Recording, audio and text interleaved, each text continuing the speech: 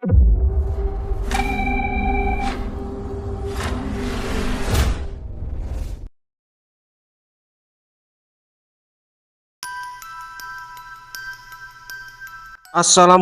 warahmatullahi wabarakatuh. Salam sehat dan sejahtera selalu.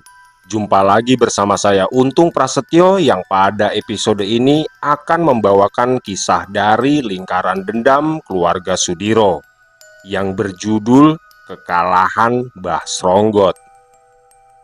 Tapi sebelum kita masuk ke ceritanya, jangan lupa untuk mendukung channel Lingkaran Misteri dengan menekan tombol subscribe dan juga tombol like-nya. Nyalakan lonceng notifikasi dan bantu share link video ini sebanyak-banyaknya agar Lingkaran Misteri dapat terus berkembang. Oke, tanpa berlama-lama lagi, mari kita simak ceritanya.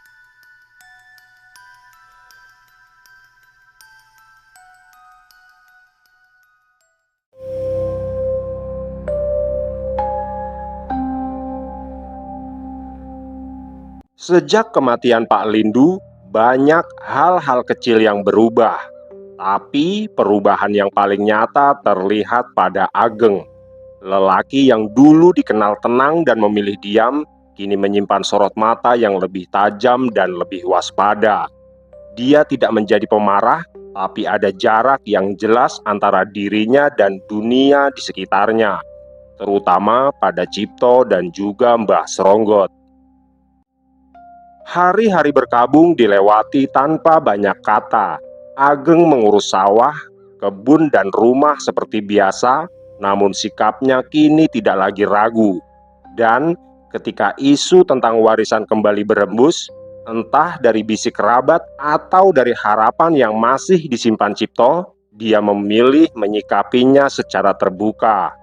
Di hadapan keluarga, dia menyatakan dengan suara tenang namun tak memberi ruang tawar. Tidak ada yang bisa dirubah lagi dari apa yang telah diputuskan mendiang Bapak. Dan aku tidak mau ada tawar-menawar atau tukar-menukar bagian tanah pekarangan, sawah, dan juga ladang. Ucap Ageng dengan tegas ketika Pujo dan Ningrum menanyakan warisan yang telah mereka dapat. Dengarkan aku baik-baik, Dek. Kematian Bapak bukanlah karena sakit biasa. Itu semua disebabkan oleh keserakahan dan iri hati dari orang yang berhati iblis. Imbuhnya dengan sorot mata tajam. Tenangkan dirimu, Le. Ingat, saat ini kau adalah pengganti bapakmu, dan kau harus bisa menyikapi semua permasalahan dengan bijaksana. Ucap Butari yang mencoba menenangkan. Iya, Mas. Sampai Anda perlu berkata seperti itu. Bapak meninggal itu memang sudah takdir dari Sang Maha Pencipta. Ucap Ningrum sang bungsu. Aku merasa sangat kecewa dengan sikap Mas Cipto, Dek. Dia yang seharusnya mengayomi kita, tapi tindakannya malah lebih keji dari binatang. Balas Ageng dengan nafas yang menderu. Sudah. Tidak baik bicara seperti itu. Sekarang sebaiknya kau tenangkan dirimu dulu, Le. Ibu tidak mau ada pertengkaran di rumah ini. Ucap Butari sesaat sebelum suara salam terdengar dari arah depan rumahnya. Ulun. Seru Cipto dari arah luar yang membuat keadaan menjadi hening. Monggo. Balas Butari yang langsung berjalan cepat ke arah depan. Sepertinya sudah sedari tadi keluarga kita berkumpul, Bu. Ucap Cipto yang langsung melangkah masuk ke tempat Ageng, Pujo, dan Ningrum berada. Kami sudah menunggumu, Mas. Monggo, silakan duduk. Ucap Ageng dengan sikap tegas namun tidak terlihat amarah di wajahnya. Kalau aku tahu, aku akan menunda untuk pergi ke kota, Geng.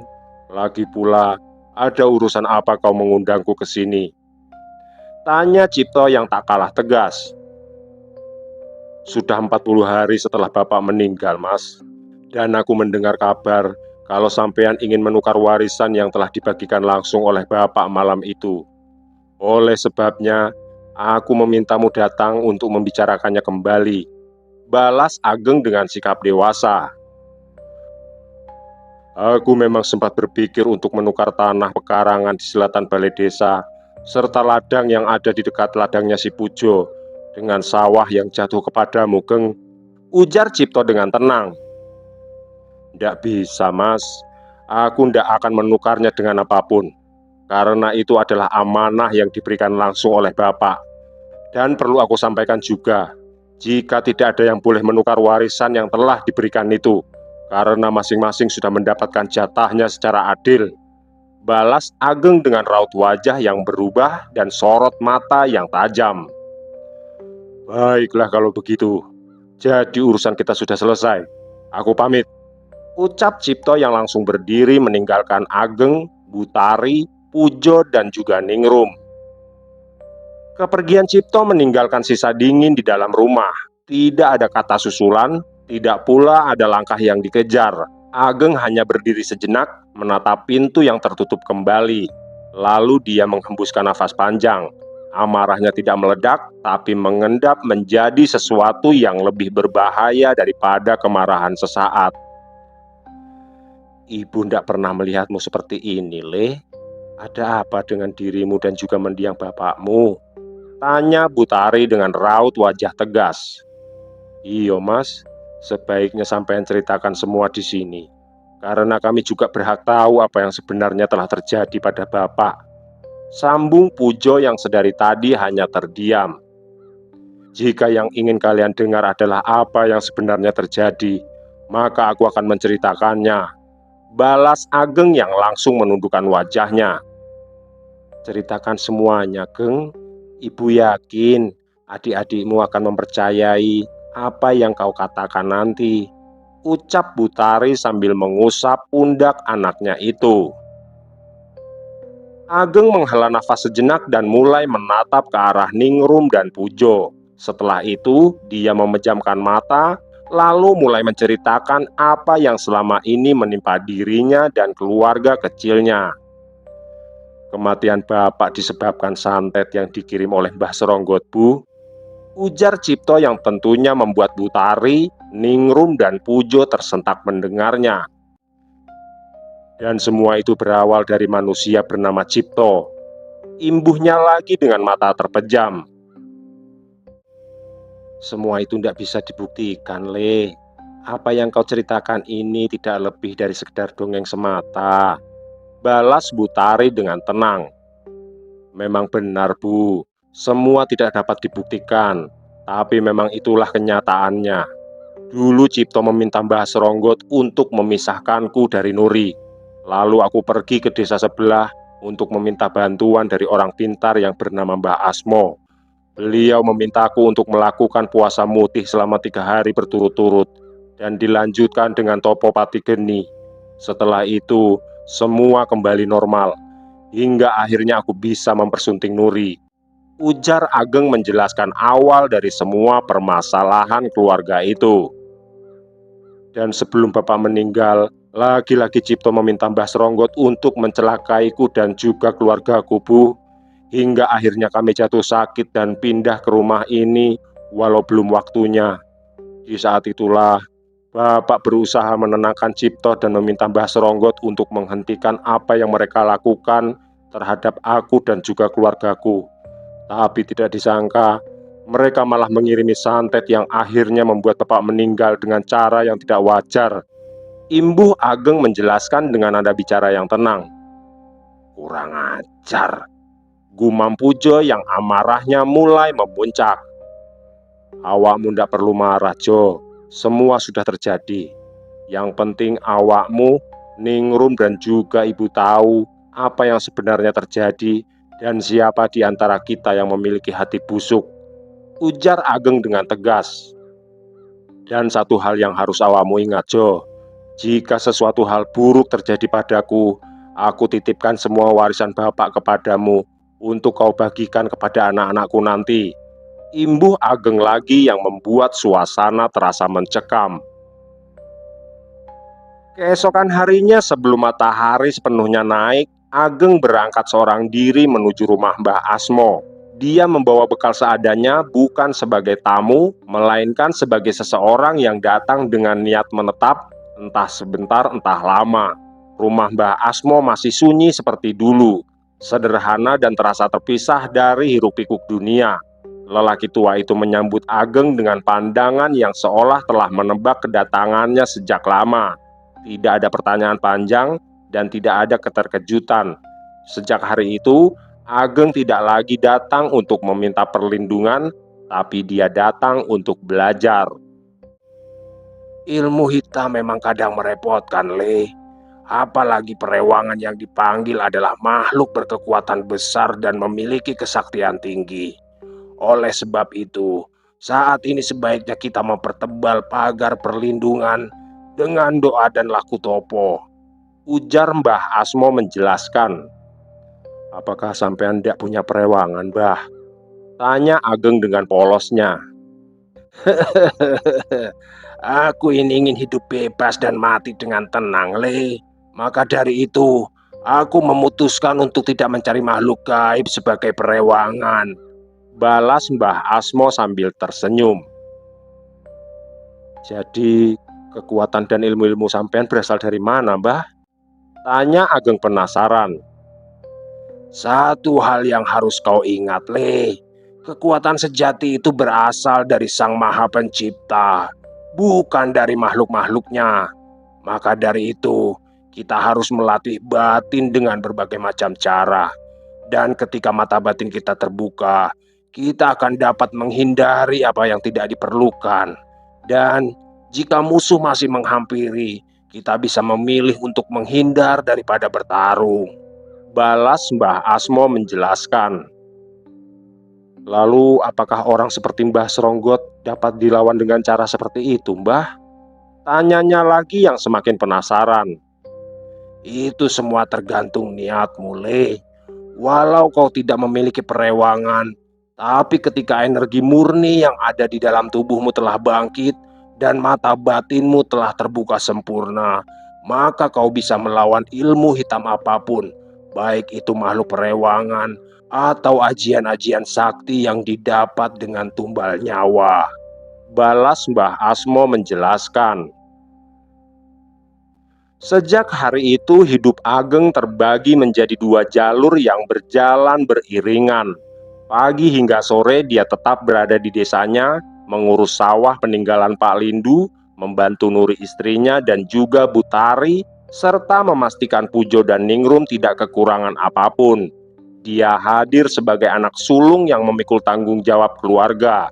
Namun, ketika matahari mulai condong dan bayangan pepohonan memanjang, Ageng akan bersiap menempuh jalan setapak menuju desa tempat Mbah Asmo tinggal. Perjalanannya tidak singkat, dia harus melewati pematang sawah, hutan bambu yang rapat, serta sungai kecil yang airnya sering naik saat senja. Sesampainya di rumah Mbah Asmo, Ageng tidak langsung belajar. Dia diminta membersihkan halaman, menimba air dari sumur tua, dan menyiapkan kayu bakar. Semua itu bukan kerja tanpa makna. Setiap gerakan harus dilakukan dengan sadar, tanpa keluh kesah dan tanpa tergesa. Bila pikirannya melayang pada cipto atau dendam yang menggelayut, Mbah Asmo akan menghentikan semua kegiatan dan memintanya pulang tanpa satu pelajaran pun malam itu. Ketika langit benar-benar gelap, laku pun dimulai. Ageng diajari duduk menghadap arah tertentu dengan punggung tegak, telapak tangan terbuka di atas lutut. Nafasnya dituntun pelan, dihitung bukan dengan angka melainkan dengan denyut jantung. Dia dilarang memejamkan mata terlalu lama. Rasa kantuk, nyeri, bahkan halusinasi yang perlahan muncul dianggap sebagai ujian awal. Bila dia bergeser sedikit saja, latihan akan diulang dari awal. Hari-hari berikutnya lelaku bertambah berat. Ageng diminta melakukan pati sworo pada hari-hari tertentu. Sepanjang perjalanan pulang pergi, dia tidak boleh menyapa siapapun. Bahkan ketika dia berpapasan dengan tetangga dekat, diamnya bukan sekedar menahan suara, melainkan menahan keinginan untuk menjelaskan diri. Dalam diam itu, Ageng mulai menyadari betapa seringnya manusia berbicara untuk menutupi kegelisahannya. Pada malam-malam tertentu, Mbah Asmo mengajaknya bertapa di tempat yang tidak diberi nama, sebuah tanah lapang di pinggir hutan, tanpa penanda dan tanpa penerangan. Di sanalah Ageng diminta berdiri selama berjam-jam, menahan dingin dan rasa takut sembari merasakan setiap perubahan angin. Dia diajari membaca tanda dari tubuhnya sendiri, rasa panas di tengkuk, berat di dada, atau desir halus di telinga. Semua itu bukan gangguan, melainkan bahasa. Setiap selesai laku menjelang dini hari, Ageng harus pulang ke desanya sendiri. Tubuhnya sering gemetar oleh lelah, namun dia tidak pernah diizinkan menginap. Mbah Asmo ingin Ageng tetap menapak di dunia yang nyata, agar ilmunya kelak tidak tercerabut dari kehidupan. Di rumahnya, Nuri dan Butari mulai melihat perubahan yang semakin nyata. Ageng jarang tidur nyenyak, namun tidak tampak sakit. Matanya justru lebih jernih. Dia tidak mudah terkejut, tidak mudah terpancing emosi. Bahkan ketika mendengar kabar Cipto mulai jarang datang untuk menengok ibunya. Minggu demi minggu berlalu, dalam salah satu laku terberatnya, Ageng diminta mengulang perjalanan pulang di tengah hujan deras tanpa berteduh dan tanpa mempercepat langkahnya. Air membasahi tubuhnya, lumpur menempel di kaki, dan rasa dingin merambat hingga ke tulang.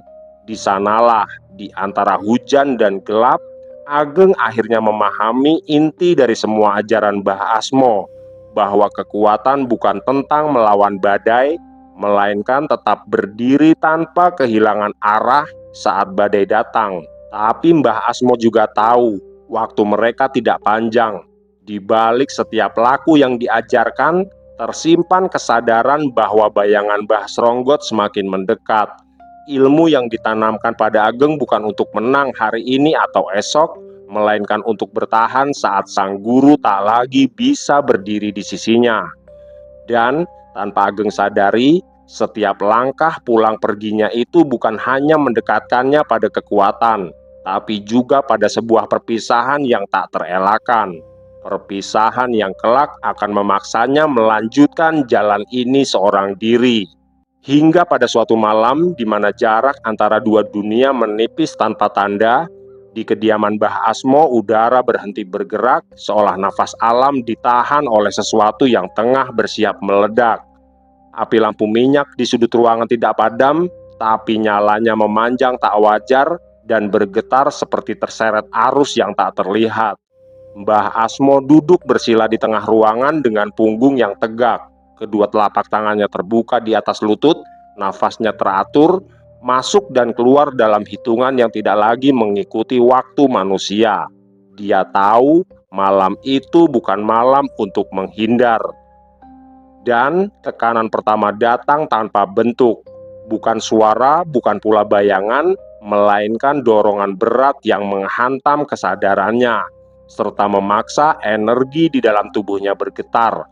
Tanah di bawah lantai rumah bergerak pelan, bukan karena gempa, melainkan karena dua kekuatan mulai saling menekan dari lapisan yang lebih dalam.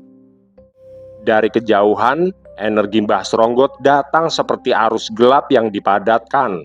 Tidak liar, tidak tergesa, tapi penuh keyakinan. Ilmu yang dibangun dari keris latu getih tidak lagi bergerak sebagai serangan kasar, melainkan sebagai kehendak dingin, menusuk dan terus menekan ke pusat batin lawannya. Mbah Asmo menyambutnya dengan energi murni, tidak ada mantra yang diucapkan, tidak pula ada amarah yang dilepaskan. Yang keluar dari tubuhnya adalah gelombang tenang namun padat, seperti air jernih yang menghantam batu tanpa suara, tapi mampu mengikis dengan perlahan. Setiap lapisan energi yang dia bentangkan adalah pagar niat, bukan benteng kesombongan. Benturan itu tidak terlihat oleh mata manusia biasa, namun akibatnya sangat terasa. Dinding bambu rumah bergetar, sebagian menghitam seperti disapu jelaga. Lantai tanah retak membentuk garis-garis melingkar, dan udara di dalam ruangan memadat, membuat waktu seolah berjalan lambat. Serangan dari Mbah Sronggot datang bertubi-tubi. Energi gelap itu mencoba menembus lewat celah emosi, duka, lelah, dan usia yang menua. Dia menekan ingatan, menggoyang keseimbangan nafas, dan memaksa tubuh Mbah Asmo bekerja di luar batas raganya. Darah hangat merembes dari sudut bibir lelaki tua itu, namun duduknya tidak goyah. Puncaknya, ketika dua kehendak saling berhadapan tanpa jarak, tidak ada lagi dorongan atau tangkisan. Yang ada hanya tekanan murni yang saling mengunci. Pada titik itulah, sesuatu di dalam tubuh Mbah Asmo menyerah. Bukan jiwanya, melainkan raga yang sudah terlalu lama menampung cahaya. Benturan terakhir tidak menghasilkan ledakan, yang ada hanyalah sunyi. Energi yang tersisa terhisap kembali ke asalnya, meninggalkan ruang kosong yang dingin dan bersih. Mbah Asmo terkulai perlahan, tubuhnya jatuh menyamping dengan wajahnya yang tetap tenang, seolah dia hanya tertidur setelah laku panjang yang akhirnya selesai. Di saat yang sama, jauh dari sana, Mbah Sronggot merasakan sesak di dadanya. Kekuatan yang dia lepaskan tidak kembali sepenuhnya. Ada bagian dari dirinya yang tertinggal di medan pertempuran gaib itu. Bukan tenaga, melainkan keseimbangan. Namun, dia tetap berdiri, dan itu sudah cukup baginya. Sore harinya, seperti hari-hari sebelumnya, Ageng melangkah menuju rumah Mbah Asmo. Dia membawa bekal sederhana dan niat yang sama untuk belajar, duduk, dan mendengar. Namun, begitu mendekati desa tempat Mbah Asmo tinggal, langkahnya melambat. Dari kejauhan, dia melihat kerumunan orang di sekitar rumah sang guru. Suasana tidak riuh, tapi penuh bisik dan wajah tertunduk. Ageng mempercepat langkahnya, namun dia terlambat. Di halaman rumah itu, tanah masih basah, bekas gundukan yang telah diratakan. Beberapa warga tampak duduk diam, sebagian baru saja bangkit dari doa penutup. Bau tanah kubur dan kembang masih menggantung di udara. Mbah Asmo telah dimakamkan. Tidak ada pesan, tidak ada pamit, dan tidak ada satupun tanda yang sempat sampai padanya. Ageng berdiri kaku di tepi halaman dengan dada yang terasa kosong, lebih sakit dari amarah karena semua lelaku yang belum selesai, semua ajaran yang belum tuntas kini terputus oleh kenyataan yang datang terlalu cepat. Dan di sanalah, di tengah kerumunan yang perlahan bubar, Ageng menyadari satu hal yang tak bisa lagi dihindari. Kini dia benar-benar telah ditinggalkan, bukan hanya oleh seorang guru, tetapi oleh perlindungan terakhir yang selama ini menahan gelap agar tidak sepenuhnya menelan keluarganya. "Sampean ini orang mana, Mas?" tanya lelaki paruh baya yang mengenakan baju berwarna hitam. "Saya Ageng, Pak D. Saya dari desa Karanganom," balas Ageng sambil menganggukkan kepalanya. "Siang tadi, dua pemuda desa ini menemukan Mbah Asmo sudah tergeletak di dalam rumahnya, Mas. Dan sebagai kepala dusun, saya memutuskan untuk memakamkan beliau di depan rumahnya, supaya kami mudah membersihkan makamnya. Dan juga menjadikannya pengingat bahwa beliau adalah seorang sesepuh yang sangat disayangi oleh warga desa ini," ujar lelaki paruh baya itu menjelaskan. 100 hari telah berlalu sejak tanah merah menutup jasad Pak Lindu. Waktu yang bagi sebagian orang cukup menenangkan duka, tapi bagi Cipto justru menjadi ruang kosong yang dipenuhi kegelisahan. Tidak ada perubahan, tidak ada kabar, dan tidak ada tanda bahwa apa yang dia bayar mahal akan benar-benar terwujud. Malam itu, hujan turun tipis ketika Cipto mendatangi rumah Mbah Sronggot. Dia tidak lagi menyapa dengan sopan. Pintu kayu rumah itu diketuk keras berulang kali hingga akhirnya terbuka perlahan. Mbah Sronggot berdiri di ambang pintu. Wajahnya tampak lebih pucat dari biasanya dan sorot matanya dalam serta berat, seolah baru saja kembali dari tempat yang sangat jauh. "Sudah 100 hari lebih, Mbah," ucap Cipto yang masuk tanpa basa-basi. Suaranya ditekan dan bergetar oleh emosi yang ditahan. "100 hari sejak Bapak dikuburkan. Tapi kenapa Ageng masih hidup, Mbah? Dan Nuri masih tertawa, serta anak-anak itu masih berlarian di halaman besar rumah itu. Aku datang kemari bukan untuk mendengar alasan lagi, Mbah. Imbuhnya dengan nada ketus. Mbah Seronggot menutup pintu perlahan lalu berjalan menuju ruang dalam dengan langkah yang sedikit tertatih. Dia duduk, meletakkan tongkat kayunya di samping, dan baru menatap Cipto setelah beberapa saat berlalu. Kau mengira ilmu ini bekerja seperti pisau dapur, Le? Datang, tusuk, dan selesai. Ujarnya tenang meski nafasnya terdengar berat. Aku mengira sampean akan menepati janji, balas Cipto menyela cepat. Aku sudah memberikan apa yang kau minta, Mbah. Tumbal kerbau yang harganya sangat mahal, serta abu rampe yang juga tidak murah.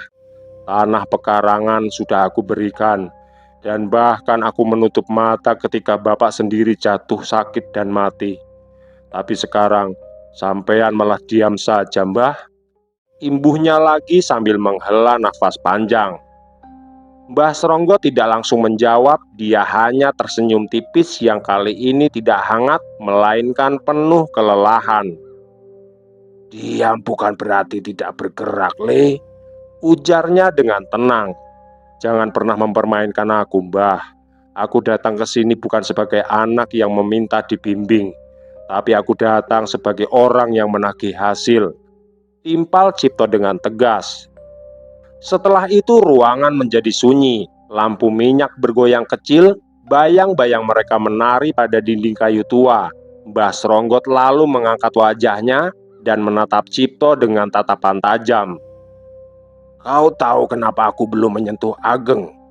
Ucapnya dengan pelan. Karena ada tembok yang harus aku runtuhkan lebih dulu, Le. Dan tembok itu tidak berdiri di depan rumahnya, tapi di belakang jiwanya. Aku tidak peduli soal tembok atau jiwa siapapun, Mbah.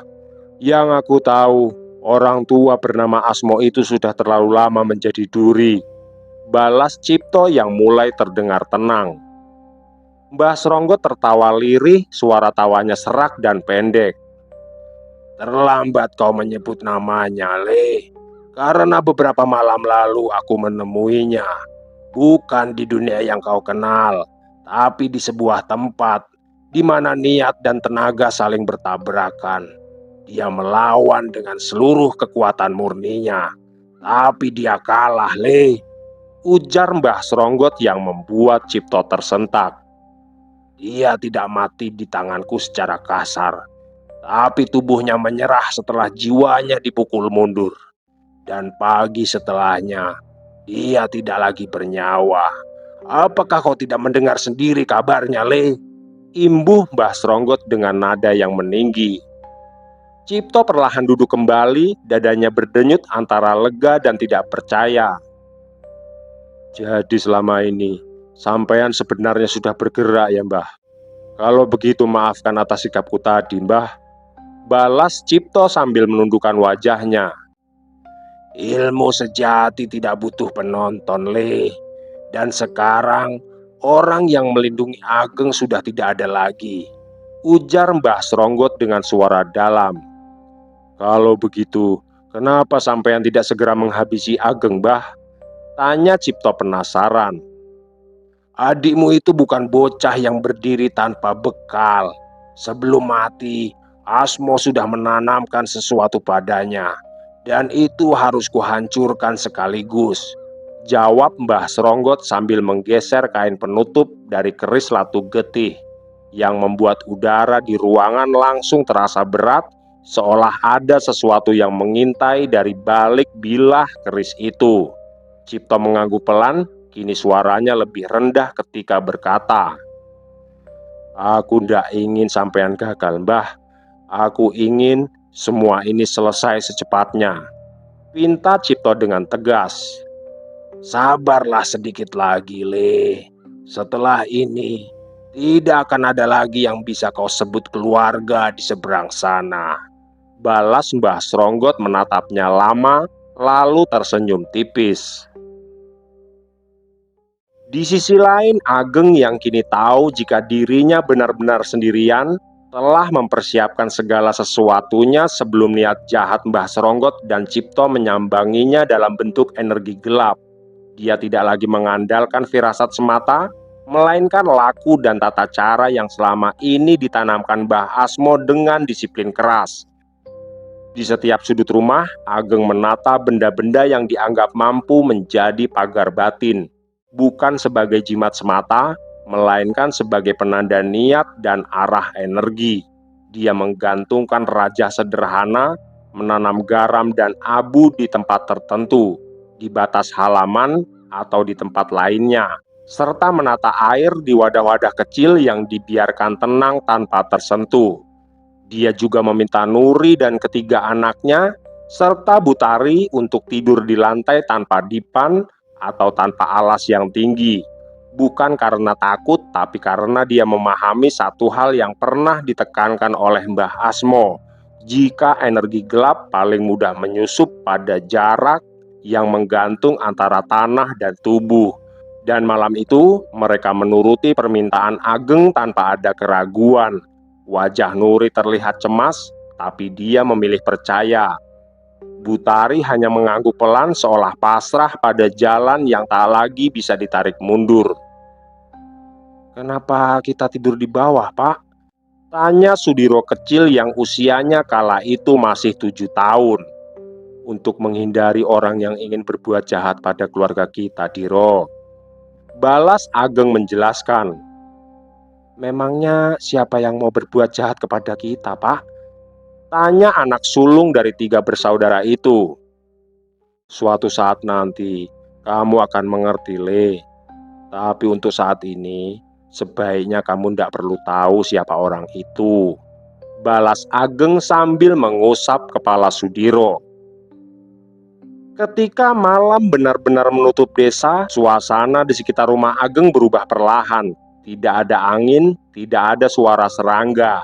Kesunyian itu bukan sunyi biasa, melainkan sunyi yang menggigit. Ageng yang duduk bersila di ruang tengah segera menyadarinya. Dia memejamkan mata, menata nafas, dan membiarkan kesadarannya turun ke lapisan yang lebih dalam. Santet pertama datang tanpa wujud, namun terasa jelas. Udara di dalam rumah mendadak berat, seperti ditekan dari segala arah. Dinding kayu berderak pelan, lampu minyak berkedip tidak beraturan.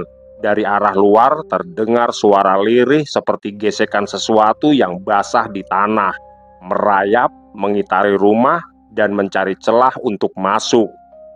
Di saat yang sama, tubuh Nuri menggigil hebat. Nafasnya memburu seolah ada tangan tak terlihat yang menekan dadanya. Anak-anak mulai meringkuk, wajah mereka pucat, keringat dingin membasahi pelipis. Sementara Butari memejamkan mata dengan bibirnya yang bergerak pelan, melantunkan doa-doa yang sudah dia hafal sejak muda. Ageng membuka matanya perlahan, dadanya ikut terasa sesak namun dia tidak panik. Dia ingat dengan jelas semua ajaran Mbah Asmo. Jangan melawan dengan emosi, karena amarah adalah pintu masuk. Dengan tenang dia menempelkan telapak tangannya ke lantai tanah dan membiarkan tubuhnya menjadi penghubung antara niat dan bumi. Dia menarik nafas panjang, lalu menghembuskannya perlahan membentuk irama tenang. Energi gelap itu mencoba menembus pagar pertama. Rasa nyeri menusuk tiba-tiba menjalar di tengkuk Ageng, seperti serangan dingin yang tajam. Tapi sebelum rasa itu menjalar lebih jauh, Ageng merubah posisi duduknya, menyesuaikan arah hadapnya seperti yang pernah diajarkan, menghadapi serangan bukan dengan menahan, melainkan dengan mengalirkannya. Di luar rumah sesuatu seperti terhantam balik. Tanah bergetar ringan dan suara gesekan itu berubah menjadi suara erangan yang tertahan. Santet itu belum mundur, tapi jelas tidak berjalan mulus. Dia berputar, mencoba masuk dari arah lain, melalui mimpi, dan melalui rasa takut, serta melalui tubuh anak-anaknya. Saat santet itu berusaha menyusup lewat kesadaran Nuri, Ageng segera merapatkan fokusnya. Dia melafalkan doa-doa yang diajarkan Mbah Asmo bukan sebagai mantra keras, melainkan sebagai pengingat diri. Perlahan, nafas Nuri mulai teratur. Getaran dingin di ruangan itu mereda sedikit demi sedikit. Tapi serangan itu tidak sepenuhnya lenyap. Dia berhenti, seolah sedang menguji batas. Lalu tanpa suara, energi gelap itu menarik diri, meninggalkan sisa dingin yang masih menggantung di udara. Ageng tetap duduk hingga fajar menyingsing. Tubuhnya lelah, peluh membasahi punggungnya, tapi matanya tetap terbuka. Santet pertama telah dia tahan, bukan karena dia lebih kuat, tapi karena dia lebih siap. Dan di tempat lain, jauh dari rumah itu, Mbah Sronggot sudah menyadari bahwa mangsanya tidaklah selemah yang dia pikirkan. Ketika hari menjelang siang, Pujo datang ke rumah Ageng dengan langkah tergesa. Wajahnya menunjukkan kekhawatiran yang tidak sempat dia sembunyikan. Ageng menyambutnya di pendopo dengan wajah yang tampak lelah, tapi sorot matanya jernih dan waspada. Tidak ada lagi sikap lembut yang dulu sering dilihat Pujo. Yang ada kini adalah ketenangan yang keras, seolah terbentuk dari keputusan panjang yang telah matang di dalam batinnya. Mereka duduk berhadapan, angin siang berhembus pelan menggerakkan tirai kain yang digantung di pintu. Anak-anak masih beristirahat di dalam, sementara Nuri menemani Butari di dapur, berusaha menjalani hari seolah malam tadi hanyalah mimpi buruk yang berlalu. Disitulah Ageng mulai bercerita. Dia tidak membesar-besarkan, tidak pula menyederhanakan. Dia menjelaskan tentang perubahan udara, tentang tubuh yang tiba-tiba terasa ditekan, dan tentang bagaimana serangan itu tidak datang dengan rupa melainkan dengan rasa sesak, dingin, dan takut yang berusaha masuk melalui celah yang paling rapuh dalam diri manusia. Dia juga menjelaskan apa yang dia lakukan semalam, menata rumah, menahan nafas, mengalirkan kembali niat, dan menjaga agar keluarganya tetap menyentuh tanah. "Yo, sampai Anda bisa begini terus, Thomas," ujar Pujo dengan wajah yang terlihat sangat tegang. "Aku juga berpikir seperti itu, Jo. Tapi aku belum tahu harus bagaimana lagi," balas Ageng sambil menghela nafas panjangnya. "Aku tahu kalau Mbah Sronggot itu adalah orang sakti, Mas. Dan kesaktiannya itu berasal dari makhluk-makhluk perewangannya saja. Tapi aku belum pernah mendengar kalau dia memiliki keahlian bela diri. Jadi, kalau kita lawan dia secara langsung, sepertinya itu masih masuk akal, Mas," ucap Pujo yang mencoba memberi jalan keluar. "Maksudmu itu apa, Tojo? Aku kok malah jadi tambah bingung," balas Ageng penasaran.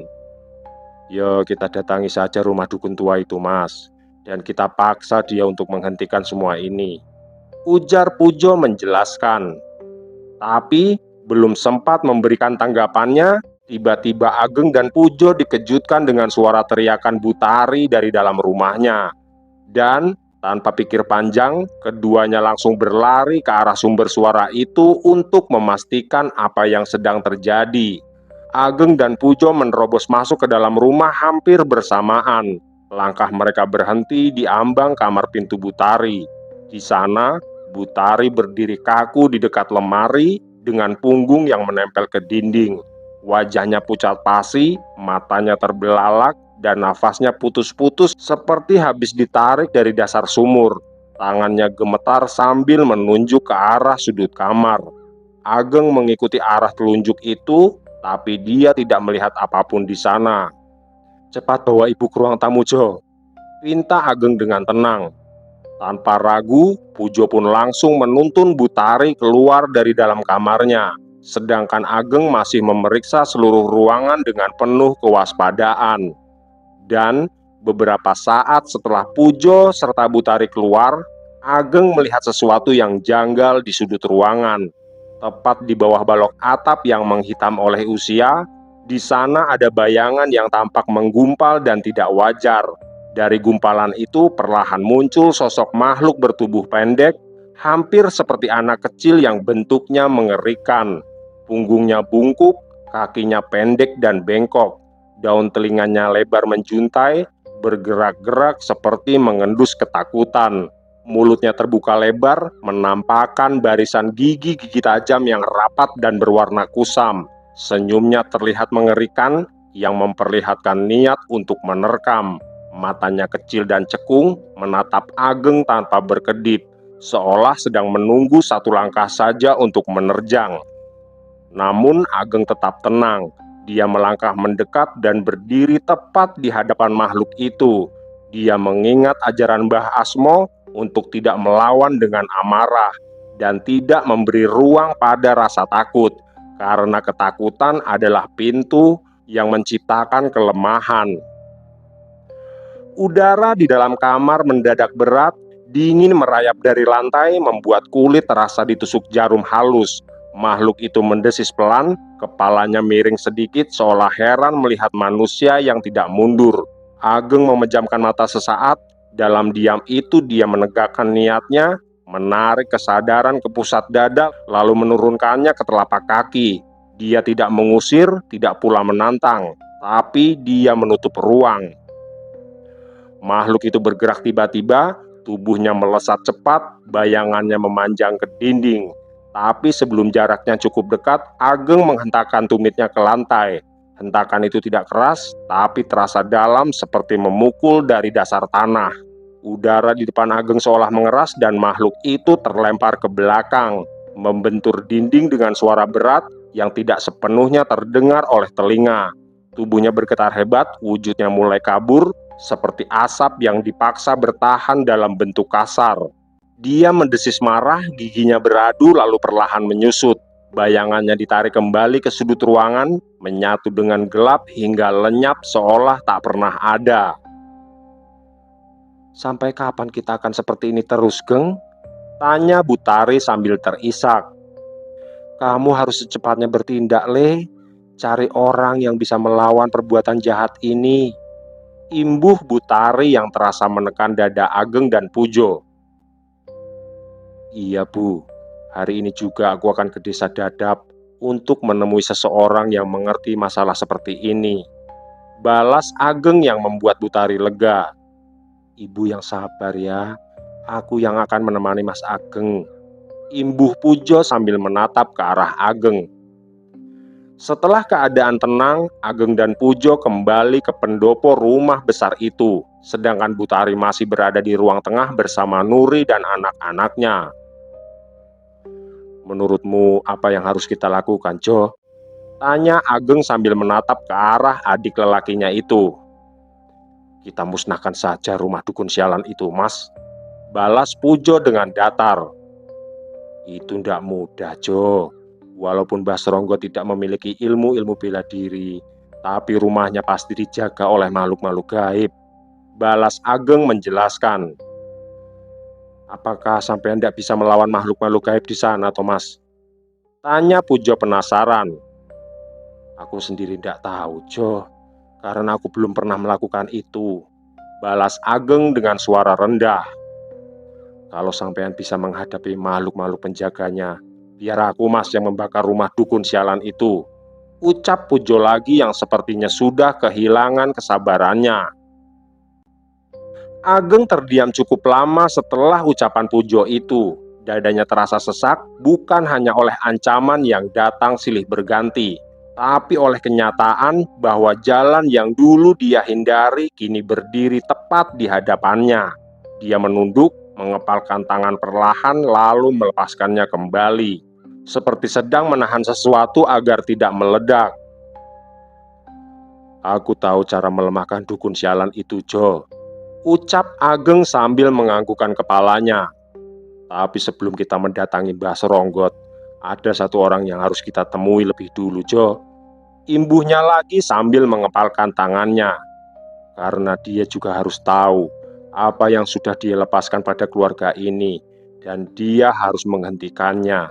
Jika tidak," imbuh Ageng dengan suara menggantung. "Cipto, orang itu memang harus diberi pelajaran, Mas," balas Pujo yang tak kalah tegas. Setelah merencanakan semua, Ageng dan Pujo pun bergegas menuju ke rumah Cipto. Sore menjelang maghrib ketika mereka tiba di sana, langit menggantung kelabu, angin berhembus dingin dan suara jangkrik mulai terdengar.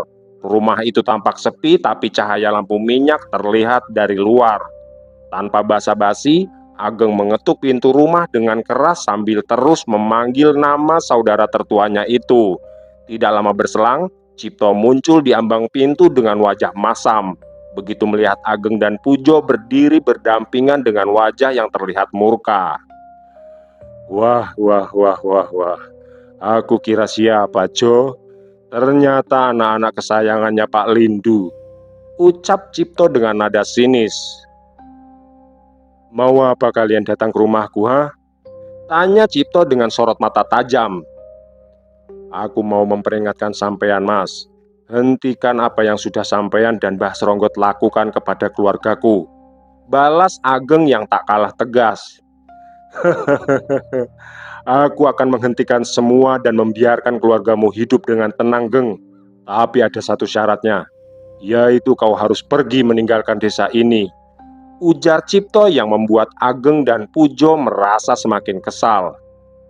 Baik, Mas, kalau begitu sepertinya tidak ada jalan lain, balas Ageng yang langsung melesat ke arah Cipto dengan kaki kanan yang terangkat. Tubuh Ageng melesat tanpa ragu, kaki kanannya terangkat tinggi menghantam dada Cipto. Sebelum lelaki itu sempat bersiap sepenuhnya, benturan keras membuat tubuh Cipto terhempas ke belakang menghantam tiang teras rumahnya sendiri. Debu beterbangan, nafas Cipto tersedak, tapi amarah di matanya justru semakin menyala. Cipto bangkit dengan gerakan kasar, menyerang membabi buta. Tapi pukulan-pukulan dilepaskan tanpa perhitungan, yang dipenuhi dendam dan kebencian yang sudah lama mengendap. Ageng tidak mundur, tubuhnya bergerak luas, menghindari setiap serangan dengan langkah pendek dan putaran kecil, seolah membaca arah gerak lawannya sebelum pukulan itu benar-benar sampai. Satu tinju nyaris mengenai wajah Ageng, tapi dibelokkan dengan telapak kanan. Balasan datang dengan cepat, siku Ageng menghantam rusuk membuat napas Cipto tercekik. Meski demikian, Cipto memaksa diri untuk menyerang, mengandalkan tenaga dan kemarahan semata.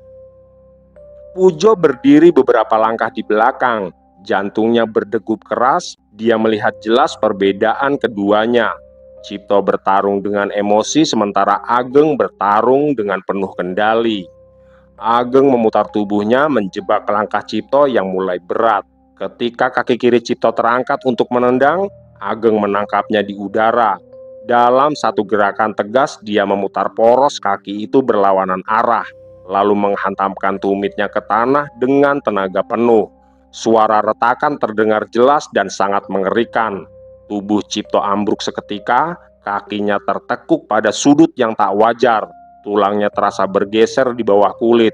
Rasa sakit yang luar biasa membuat tubuhnya kejang, keringat bercucuran, wajahnya pucat pasi. Dia mencoba merangkak, tapi setiap gerakannya hanya memperparah penderitaannya. Ageng berdiri tegak di hadapannya, nafasnya berat, dada naik turun, tapi sorot matanya tetap dingin dan terjaga. Tidak ada kepuasan berlebihan di wajahnya, hanya kelelahan dan tekad yang semakin mengeras. Anggap saja ini sebuah peringatan, Mas. Tapi jika kau masih ingin terus melanjutkannya, maka aku tidak akan segan lagi untuk mematahkan kedua kakimu, ujar Ageng dengan tegas. Setelah mengatakan itu, Ageng lalu melangkah pergi, diikuti Pujo dan tanpa menoleh lagi. Di belakang mereka, Cipto tergeletak tak berdaya di depan rumahnya sendiri dengan kaki yang hancur dan dendam yang belum mati. Sebuah luka yang akan membuatnya pincang seumur hidup, sekaligus menjadi penanda bahwa batas kesabaran telah benar-benar dilewati. Langkah Ageng dan Pujo tidak lagi ragu. Amarah, ketakutan, dan kelelahan yang selama ini mereka tahan telah menyatu menjadi satu tekad yang bulat. Malam itu juga, keduanya bergerak menyusuri jalan setapak menuju kediaman Mbah Sronggot yang berada di pinggiran desa. Sebuah rumah tua yang selalu tampak sepi, tapi terasa berat bahkan sebelum dilewati. Sepanjang perjalanan, Ageng menata batinnya. Dia mengulang laku pernafasan yang diajarkan Mbah Asmo, menurunkan getaran amarah agar tidak menjadi celah. Dia tahu, satu langkah saja ceroboh, maka bisa berujung petaka. Sementara itu, Pujo berjalan sedikit di belakang. Jemarinya mengepal kuat, wajahnya tegang tapi tekadnya tidak goyah. Dalam benaknya hanya satu tujuan, yaitu mengakhiri sumber malapetaka itu. Dari balik pepohonan bambu, rumah Mbah Sronggot akhirnya terlihat. Bangunannya tampak biasa, dinding kayunya tampak tua dan atap gentengnya kusam, tapi udara di sekitarnya terasa pengap. Ageng memberi isyarat agar Pujo berhenti. Mereka berjongkok di balik semak sambil mengamati keadaan sekitar.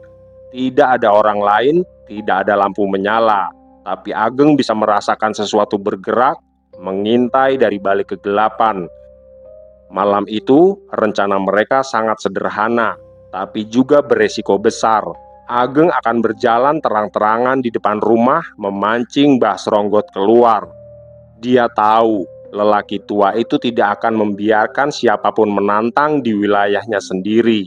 Sementara itu, Pujo akan memutar lewat belakang, menyusup melalui dapur menuju tempat penyimpanan benda-benda pusaka. Ageng menarik nafas panjang, lalu melangkah keluar dari tempat persembunyiannya. Setiap langkahnya mantap dan penuh perhitungan.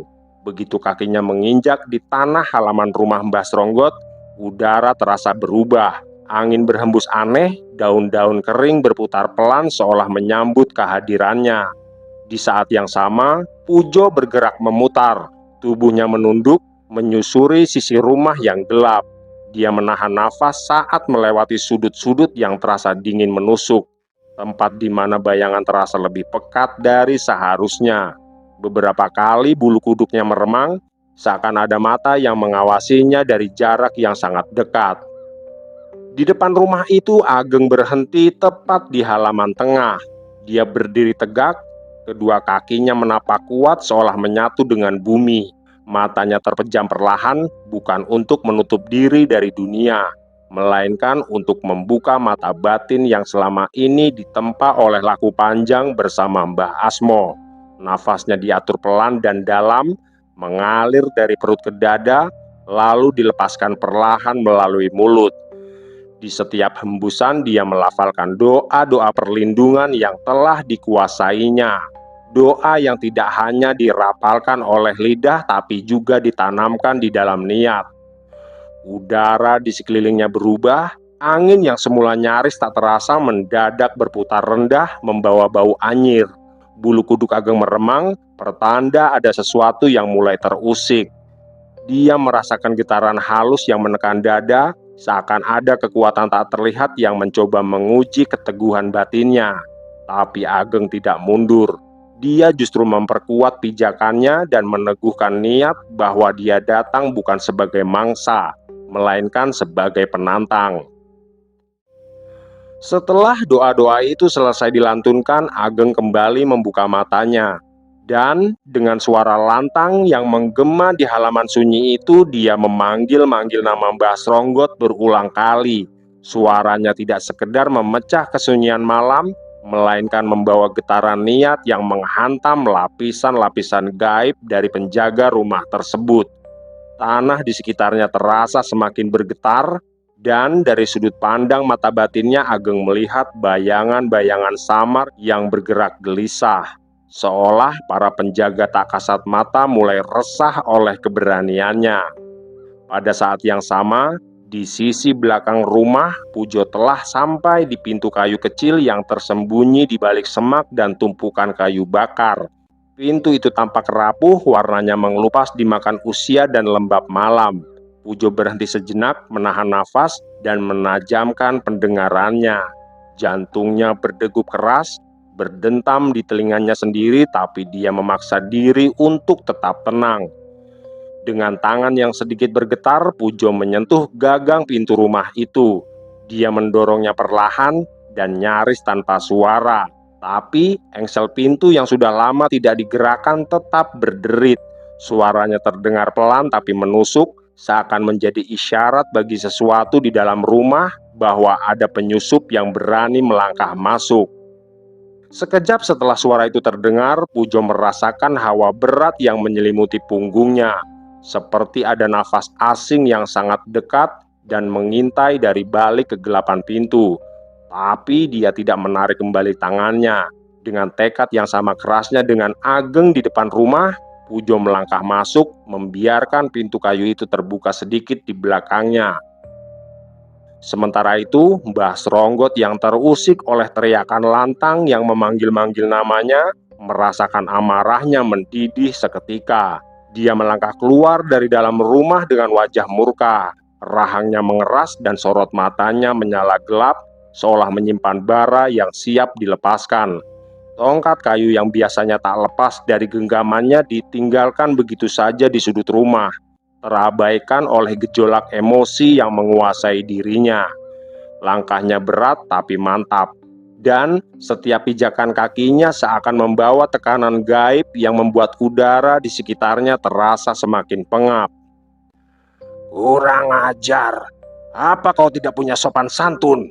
seru Mbah Sronggot sambil memicingkan matanya menatap tajam ke arah Ageng. "Yang kurang ajar itu sampean, Mbah, karena terus saja mengganggu kedamaian hidup orang lain," balas Ageng dengan tenang.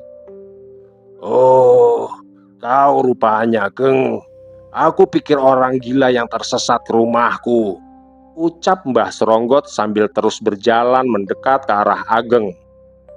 "Iya, Mbah, ini aku, anak Pak Lindu, orang yang telah kau habisi nyawanya dengan ilmu hitam yang kau punya," balas Ageng dengan suara lantang. "Lalu apa yang kau inginkan, Le? Apa kau ingin membalasnya?" tanya Mbah Sronggot sambil tertawa. "Benar sekali, Mbah. Aku datang ke rumah ini untuk menghentikan kejahatanmu, karena baru saja aku mematahkan kaki Cipto dan memperingatkannya untuk tidak lagi mengganggu keluargaku," balas Ageng dengan tegas. "Kalau kau bisa mengalahkanku malam ini, aku akan menghentikan perjanjian itu, Le," ucap Mbah Sronggot dengan tenang. Setelah mengatakan hal itu, sosok sesepuh desa Karanganom tersebut segera menegakkan tubuhnya. Udara di sekelilingnya berubah berat ketika dia mulai merapal mantra. Bibirnya bergerak cepat, nafasnya teratur, tapi penuh tekanan. Sementara energi gelap perlahan berkumpul di sekeliling telapak tangannya. Tanah di bawah kakinya bergetar halus, dedaunan di sekitar rumah berdesir tanpa angin, menandai serangan gaib yang sebentar lagi akan dilepaskannya ke arah Ageng. Namun, tepat pada saat kekuatan itu hampir mencapai puncaknya, sesuatu yang tidak dia perhitungkan terjadi. Dari arah belakang rumah, nyala api tiba-tiba membumbung tinggi. Awalnya hanya lidah-lidah kecil berwarna jingga, tapi dalam hitungan detik api itu membesar, melahap dinding kayu tua yang sudah kering, menjalar cepat ke atap, lalu menyebar ke seluruh bagian rumah. Suara kayu terbakar memecah malam, disertai percikan api yang berhamburan seperti hujan bara. Mantra yang tengah dirapal Mbah Sronggot buyar seketika. Konsentrasinya terputus oleh gejolak api dan panas yang tiba-tiba menyergap. Energi gelap yang sempat terkumpul pecah tak terkendali membuatnya terhuyung mundur beberapa langkah. Amarah di wajahnya berubah menjadi keterkejutan yang bercampur murka ketika dia menyadari bahwa pusat kekuatannya kini sedang dihancurkan. Di saat yang sama, dari balik gelapnya pekarangan, terdengar isyarat singkat yang telah mereka sepakati. Pujo memberi tanda dengan cara sederhana tapi jelas, memastikan bahwa keris dan benda pusaka milik Mbah Sronggot telah berhasil diambilnya dan dia sudah menjauh dari rumah itu. Tugasnya telah selesai dan kini semuanya bergantung pada Ageng yang masih berdiri tegak di depan rumah menghadapi amukan api dan kemarahan seorang dukun tua yang telah kehilangan pijakan terkuatnya. "Bagaimana, Mbah? Apakah kita akan saling bertarung hingga salah satu dari kita ada yang mati?" ucap Ageng dengan tegas dan penuh percaya diri. "Jika kau mau menghentikan semua yang telah kau lakukan pada keluargaku, aku akan mengampunimu, Mbah. Tapi jika tidak, aku akan menghabisimu dan membakar tubuhmu bersama rumah ini." Imbuh Ageng yang membuat Mbah Sronggot menundukkan kepalanya. Aku mengaku kalah, Le. Ternyata kau memiliki siasat yang baik untuk melemahkanku. Sekarang keputusan ada di tanganmu. Yang jelas, aku sudah mengakui kekalahanku. Balas Mbah Sronggot dengan wajah tertunduk. Api semakin membesar memantulkan cahaya merah menyala di wajah Ageng dan Mbah Sronggot. Asap hitam menggulung ke udara, membawa bau kayu terbakar, kemenyan, dan sesuatu yang lebih getir seperti sisa-sisa laku gelap yang selama ini bersemayam di rumah itu. Ageng menatap lelaki tua di hadapannya tanpa ragu, bukan dengan amarah yang membabi buta, melainkan dengan ketegasan yang lahir dari kehilangan dan kesadaran panjang akan batas antara membalas dan menghentikan. Mbah Sronggot tetap menunduk, bukan karena takut pada api, melainkan karena dia tahu bahwa sumber kekuatannya telah direnggut. Tanpa pusaka-pusaka itu, tanpa rumah yang selama puluhan tahun menjadi pusat laku tapannya, dia tak lebih dari lelaki tua yang telah terlalu jauh melangkah. Api di belakangnya seolah menjadi garis pemisah antara masa lalu yang kelam dan akhir yang tak bisa dia hindari. Ageng menarik nafas dalam-dalam. Dia tidak melangkah maju, tidak pula melayangkan serangan. Dia justru memutar tubuhnya perlahan lalu melangkah pergi, meninggalkan Mbah Sronggot yang berdiri sendirian di tengah kobaran api yang semakin ganas. Tidak ada teriakan, tidak ada kutukan. Kepergiannya menjadi keputusan yang paling telak, yang mengakhiri lingkaran kebencian tanpa menodainya dengan darah baru. Jauh dari rumah Mbah Sronggot, Pujo telah menunggu. Wajahnya tegang, tapi matanya menyiratkan kelegaan ketika melihat Ageng muncul. Setelah itu, tanpa banyak kata mereka bergerak menuju ke sungai besar yang ada di seberang desa, untuk membuang semua benda pusaka milik Mbah Sronggot yang sebelumnya telah diambil oleh Pujo. Mereka berjalan dengan tenang tanpa sedikit pun rasa takut, hingga mencapai sungai besar dengan air yang mengalir deras, gelap, dan dalam, serta memantulkan cahaya bulan yang mulai naik. Satu persatu benda-benda itu dilemparkan ke tengah arus. Saat keris terakhir meluncur dari genggaman Ageng dan tenggelam tanpa suara, seolah ada beban berat yang ikut hanyut bersama arus sungai, dibawa pergi untuk tak pernah kembali. Malam itu, desa kembali sunyi. Tidak ada lagi bayangan makhluk penjaga, tidak ada bisikan santet, tidak ada mimpi buruk yang menyusup di sela tidur. Hari-hari berikutnya berjalan perlahan tapi pasti. Cipto tidak pernah lagi mengancam, karena luka di kakinya menjadi luka permanen, pengingat pahit akan keserakahannya sendiri. Nama Mbah Sronggot pun pelan-pelan menghilang dan tinggal cerita samar yang diceritakan dengan suara yang diturunkan. Ageng kembali menjalani hidupnya. Dia menggarap sawah, menemani Nuri membesarkan anak-anaknya dan merawat Butari dengan sepenuh hati. Ilmu yang dia pelajari tak lagi dia gunakan untuk melawan, melainkan untuk menjaga, menjadi pagar tak kasat mata bagi keluarga dan juga bagi dirinya sendiri. Di tengah kehidupan yang akhirnya kembali normal itu, Ageng tahu satu hal yang pasti: kegelapan tidak selalu harus dikalahkan dengan kegelapan yang lebih besar. Terkadang dia cukup dihentikan, lalu ditinggalkan agar tidak pernah menemukan jalan untuk kembali.